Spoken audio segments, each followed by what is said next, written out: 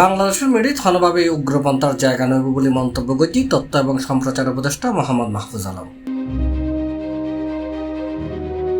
April 2 তারিখ বুধবার সকালে কুমিল্লা নগরের উত্তর রামপুরের বৈষম্য বিরোধী ছাত্র আন্দোলনে নিহত মাসুম মিয়ার খবর জিয়ারত এবং পরিবারের লয় সাক্ষাৎ শেষে সাংবাদিকদের তিনি নিহত হই।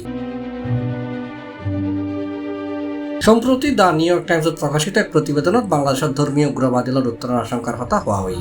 এ বিষয়ে মাহফুজ আলমে হই বাংলাদেশের থলভাবে উগ্রপন্থার অবস্থান নইব আর সরকার এ বিষয়ে কঠোর অবস্থানত আছে, ভবিষ্যতেও থাকিব।